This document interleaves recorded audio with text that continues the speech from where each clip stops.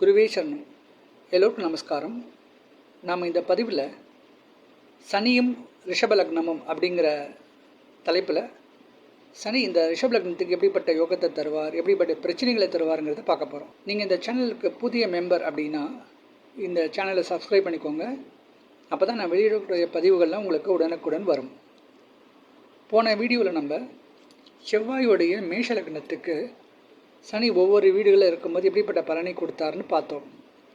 அதை பார்க்காதவங்க இந்த சேனலில் போய்ட்டு வீடியோ பாருங்கள், இல்லாட்டி இந்த டிஸ்கிரிப்ஷன்லேருந்து லிங்க்கை செலக்ட் பண்ணி பாருங்கள். இந்த பதிவில் ரிஷப லக்னத்துக்கு சனி எப்படிப்பட்ட யோகத்தை தரப்போகிறார். ஏன்னா குறிப்பாக சுக்கிரனுடைய ரிஷப லக்னத்துக்கு சனி ராஜயோகாதிபதினே சொல்லலாம். ஏன்னா 9-10க்கு அதிபதி, தர்மகர்மாதி யோகத்தை தரக்கூடிய ஒரு உயர்ந்த ஒரு பிளானெட்டு தான் சனி.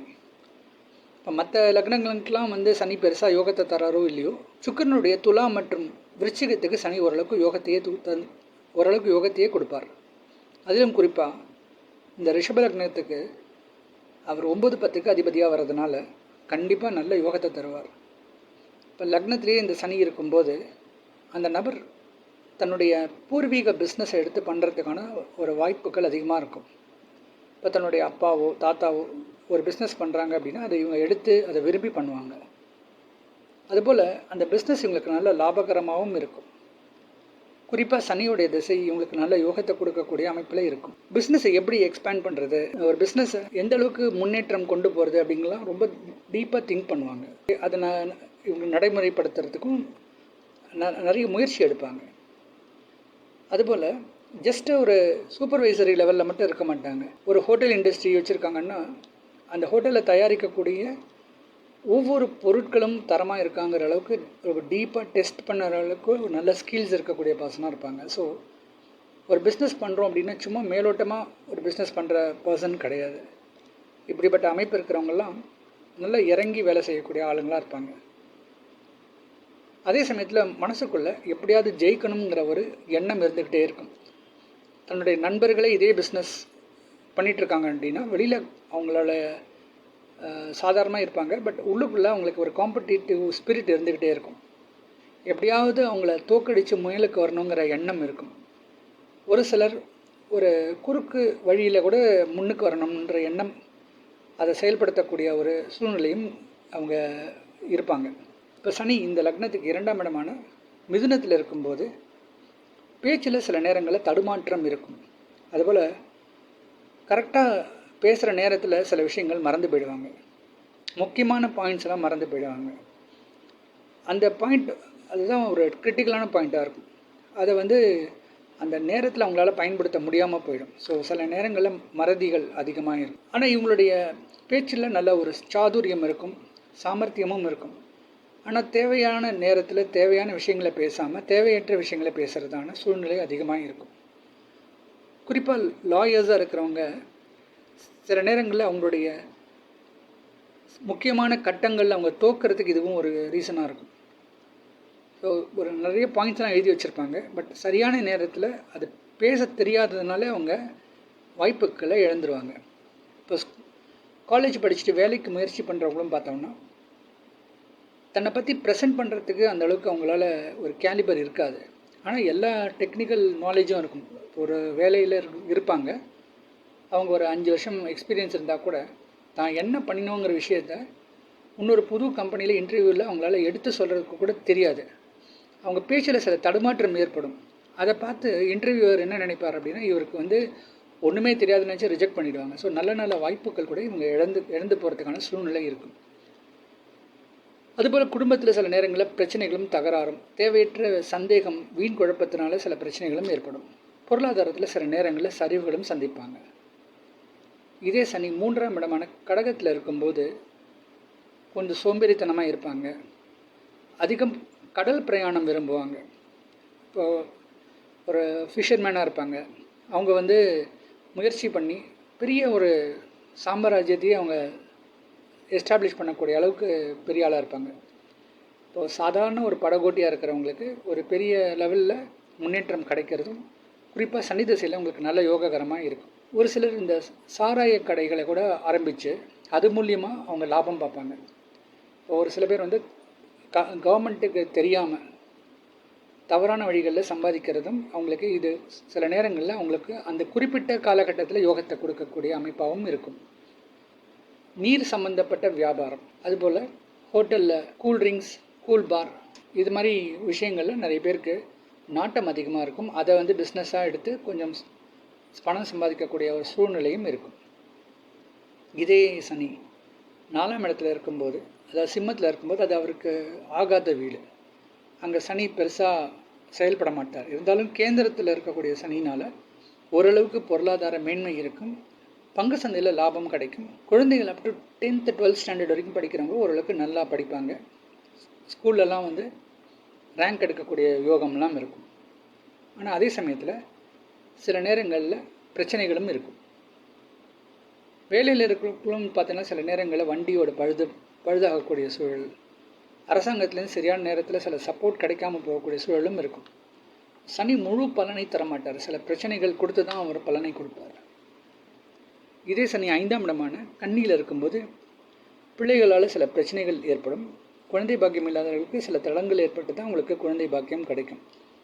இருந்தாலும் புதனுடைய வீடாக இருக்கிறது, புத தசையும் சனி தசையும் ஓரளவுக்கு உங்களுக்கு நல்ல யோகத்தை கொடுக்கும். குறிப்பாக அந்த சனி புக்தி வரும்போது உங்களுக்கு எதிர்பாராத அதிர்ஷ்டம் இருக்கும். ஒரு சிலருக்கு பிரயாணம் ஏற்படும். குடும்பத்தில் பொருளாதார மேன்மை, வேலையிலையும் வெற்றியெல்லாம் கிடைக்கக்கூடிய யோகம் இருக்கும். சனி 6ஆம் இடமான துலாம்ங்கிற இடத்துல இருக்கும்போது இவங்களால கடன்லேருந்து ஈஸியாக வெளியில் வர முடியும். இதனால் வந்து இவங்க கடன் ஏதோ வாங்கியிருந்தாங்க, அந்த பீரியடில் அவங்களால கடனை விட்டு வெளியில் வரக்கூடிய சூழல் இருக்கும். கடன் மூலியமாக இவங்களால் ஒரு வண்டி வாங்குறதோ ஒரு வீடு வாங்கக்கூடிய யோகம்லாம் இருக்கும்.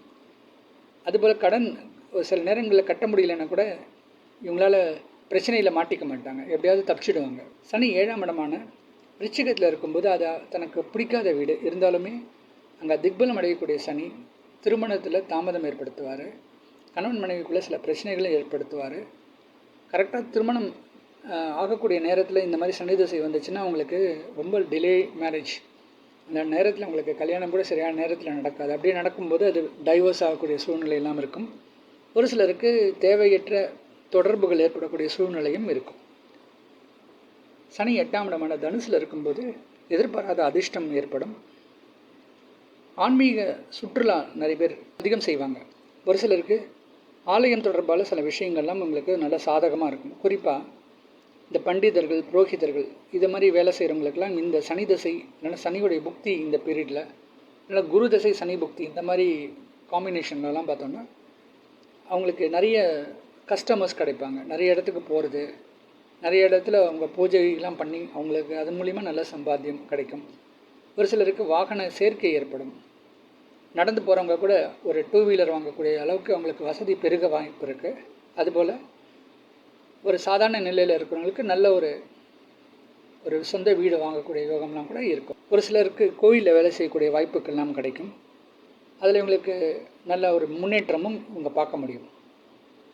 பங்கு சந்தையில் லாபமும், வெளிநாடு பிரயாணமும் சில பேருக்கு ஏற்படும். அப்போது ஒரு கோவிலில் ஒரு சாதாரண ஒரு வில்லேஜில் இருக்கிறவங்கள கூட கடல் தாண்டி இன்னொரு இடத்துக்கு போயிட்டு வர்றதுக்கான அமைப்பை கூட கொடுத்துரும். சனி இந்த ரிஷப லக்னத்துக்கு 9ஆம் இடமான மகரத்தில் இருக்கும்போது தந்தை வழி சொத்துக்கள் கிடைக்க சான்ஸ் இருக்குது. எதிர்பாராத அதிர்ஷ்டமும் பிரயாணத்தின் மூலிமா லாபமும் ஏற்படும். சனி திசை நல்ல யோகத்தை கொடுக்கும். சனி திசையிலே உங்களுக்கு வேலையில் முன்னேற்றமும், பிஸ்னஸ்லேயும் நல்ல ஒரு முன்னேற்றமும் ஏற்படும். அது மூலிமா நல்ல லாபம் ஏற்படும். நிறைய புதிய புதிய விஷயங்களை கற்றுக்கிறதுக்கான சூழ்நிலையும் அதை இவங்க செயல்படுத்தக்கூடிய ஒரு யோகமும் அந்த காலகட்டத்தில் அமையும். ஒரு சிலருக்கு ஆன்மீக நம்பிக்கை ஏற்படும். ஸ்பிரிச்சுவலாக நிறைய இடத்துக்கு ட்ராவல் பண்ணக்கூடிய யோகமும் இருக்கும். சனி 10ஆம் இடமான கும்பத்தில் இருக்கும்போது வேலையில் நல்ல யோகம் இருக்கும். பெண்களுக்கு அதிக லாபம் ஏற்படும். பெண்களுக்கு ஆபரண சேர்க்கை கூட ஏற்பட வாய்ப்பு இருக்குது. அதுபோல் வீட்டில் செய்யக்கூடிய வேலைகளில் கூட அவங்களுக்கு நல்ல பாராட்டுகள்லாம் ஏற்படும். மற்ற உறவினர்கள் மூலிமா அவங்களுக்கு நல்ல என்கரேஜ்மெண்ட்ஸ் கிடைக்கும். அதுபோல் கம்பெனியில் வேலை செய்கிறவங்களுக்கு பதவி உயர்வுலாம் கிடைக்கக்கூடிய சூழ்நிலை இருக்கும். சொந்த பிஸ்னஸில் நல்ல யோகம் இருக்கும். குறிப்பாக வேலையில் இருக்கிறவங்க அந்த வேலையை விட்டுட்டு தன்னுடைய அப்பாவோ தாத்தாவோ செய்யக்கூடிய வேலையை அந்த பிஸ்னஸை எடுத்து பண்ணக்கூடிய சூழ்நிலையெல்லாம் கூட ஏற்படும். இப்போ சனி 11ஆம் இடமான மீனத்தில் இருக்கும்போது நல்ல லாபகரமாக இருக்கும். வெளிநாடு பிரயாணம் உங்களுக்கு வெற்றியை கொடுக்கும். பிள்ளைகள் ஃபாரினுக்கு போகிறதுக்கான சான்சஸ் கிடைக்கும். ஆன்மீக நம்பிக்கை அதிகமாக ஏற்படும். ஆன்மீகத்தில் பெரியவர்களிட நல்ல மரியாதையும் அன்பும் இவங்களுக்கு அதிகம் ஏற்பட சான்ஸ் இருக்குது. இப்போது ஒரு குருவோடைய அருள் இவங்களுக்கு கிடைக்க வாய்ப்பு இருக்கும். குருவுடைய வழிகாட்டுதல் இவங்களுடைய வாழ்க்கை நெறிமுறைகளை அமைக்கக்கூடிய ஒரு நல்ல அமைப்பை கொடுத்துரும். இப்போது இது நாள் வரைக்கும் ஏதோ ஒரு தன் இஷ்டப்படி நடந்துகிட்டு இருப்பாங்க. அந்த சனியுடைய தசா காலங்கள்லையோ அந்த குருவுடைய தசா புக்தி காலங்களில் இவங்களுக்கு தெரியாமே இவங்களை வழிகாட்டுறதுக்கு ஒரு சில அறிஞர்கள் அவங்களுக்கு அறிமுகமாவாங்க. ஸோ அவங்களுடைய வழிகாட்டுதல் மேல் அதோட அட்வைஸ் அவங்க கேட்டுட்டு அதன்படி நடக்கும்போது இவங்களுடைய பழைய பாதையை விட்டு ஒரு நல்ல பாதையில் மாறுறதுக்கான வாய்ப்புக்கெல்லாம் வரும். அது மூலிமா நல்ல குடும்பத்தில் அமைதி, நல்ல சந்தோஷம், எதிர்பாராத அதிர்ஷ்டம், இப்படி நல்ல சுப காரியங்கள்லாம் நடக்கிறதுக்கான வாய்ப்பு இருக்குது. ஒரு சிலருக்கு மறுமணம் ஏற்படக்கூடிய சூழ்நிலையும் இருக்கும். அதுபோல் ஒரு தாமத திருமணம் கூட ஒரு சிலருக்கு இந்த காலகட்டத்தில் அமையும். ஒரு சிலருக்கு சரியான நேரத்தில் திருமணம் நடக்காமல் போச்சுன்னா கூட அவங்களுக்கு ஒரு 45-50 வயசுக்கு கூட ஒரு மேரேஜ் நடக்கிறதுக்கான சூழ்நிலை அவங்களுக்கு அந்த சனியோடைய தசா காலம் இருந்ததுன்னா கண்டிப்பாக அவங்களுக்கு அமையறதுக்கு சான்ஸ் இருக்குது. இப்போ சனி 12ஆம் இடமான மேஷத்தில் நீச்சம் அடையும் போது சரியான தூக்கம் இருக்காது. இவங்களுக்கு ஆத்தரைட்டிஸ் ப்ராப்ளம் அதிகமாக இருக்கும். அது மூலிமா நைட்டு படுத்துட்டு இருக்கும்போது கூட நிறைய பெயின்லாம் இவங்களுக்கு ஏற்படும். அதனால் நிறைய சஃபரிங்ஸ் இருக்கும். வீண் விரயங்கள், தேவையற்ற விரயங்கள்லாம் இருக்கும். அடிக்கடி வீடில் நிறைய பழுது பார்க்கக்கூடிய சூழ்நிலை இருக்கும். ஒரு வண்டி இருந்தால் கூட அடிக்கடி அது பிரச்சனை கொடுக்கறது. வசிக்கக்கூடிய வீட்டில் கூட அடிக்கடி பிரச்சனைகள், ரிப்பேர் ப்ராப்ளம்ஸ்லாம் அடிக்கடி ஏற்படுறது. இதனால் அதிக செலவுகள் மேற்கொள்ளக்கூடிய சூழ்நிலை இருக்கும். பிரயாணத்தினால நிறைய தடங்கள் ஏற்படும். பிரயாணத்தால் அதிக செலவுகள் ஏற்படக்கூடிய சூழ்நிலையும் இருக்கும். ஒரு சிலருக்கு தேவையற்ற வம்பு வழக்கு சந்திக்கக்கூடிய சூழ்நிலை, அதனால் கோர்ட்டு கேஸ்னு அலையக்கூடிய ஒரு சூழ்நிலையும் ஏற்படும். இப்படி ரிஷப லக்னத்துக்கு ஒரு சில இடங்கள் சனி யோகமாகவும் ஒரு சில இடங்களில் சில பிரச்சனைகளும் கொடுப்பாருன்னு சொல்லலாம். இனி அடுத்த பதிவில் மிதுன லக்னத்துக்கு சனி எப்படிப்பட்ட அமைப்பை கொடுப்பாருங்கிறது பார்க்க போகிறோம். நன்றி, வணக்கம்.